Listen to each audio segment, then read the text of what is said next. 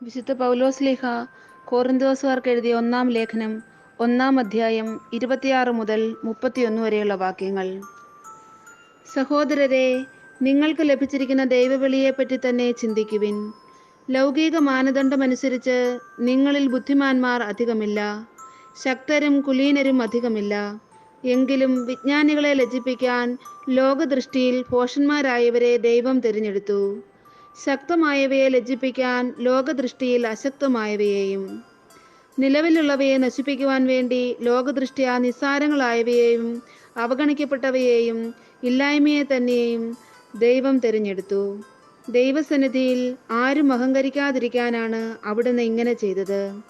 യേശുക്രിസ്തുവിലുള്ള നിങ്ങളുടെ ജീവിതത്തിന്റെ ഉറവിടം അവിടുന്നാണ്.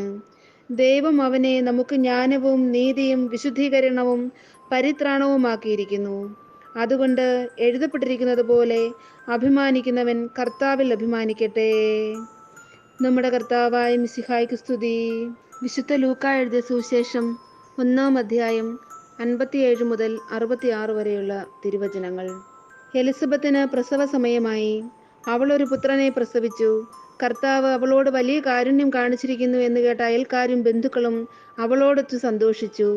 8-ാം ദിവസം അവർ ശിശുവിന്റെ പരിച്ഛേദനത്തിന് വന്നു. പിതാവിന്റെ പേരനുസരിച്ച് സഖറിയ എന്നവന് പേര് നൽകാൻ അവർ ആഗ്രഹിച്ചു. എന്നാൽ ശിശുവിന്റെ അമ്മ അവരോട് പറഞ്ഞു, അങ്ങനെയല്ല, അവൻ യോഹന്നാൻ എന്ന് വിളിക്കപ്പെടണം. അവർ അവളോട് പറഞ്ഞു, നിന്റെ ബന്ധുക്കളിൽ ആർക്കും ഈ പേരില്ലല്ലോ.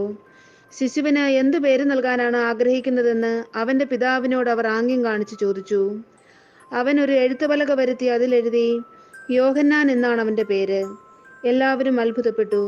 തൽക്ഷണം അവന്റെ വായ് തുറക്കപ്പെട്ടു, നാവ് സ്വതന്ത്രമായി. അവൻ ദൈവത്തെ വാഴ്ത്തിക്കൊണ്ട് സംസാരിക്കാൻ തുടങ്ങി. അയൽക്കാർക്കെല്ലാം ഭയമുണ്ടായി. യൂദയായിലെ മലനാട്ടിലെങ്ങും ഈ സംഗതികൾ സംസാര വിഷയമാവുകയും ചെയ്തു. കേട്ടവരെല്ലാം ഈ ശിശു ആരായിത്തീരുമെന്ന് ചിന്തിച്ചു തുടങ്ങി. കർത്താവിന്റെ കരം അവനോടുകൂടെ ഉണ്ടായിരുന്നു. നമ്മുടെ കർത്താവായ മിശിഹായ്ക്ക് സ്തുതി.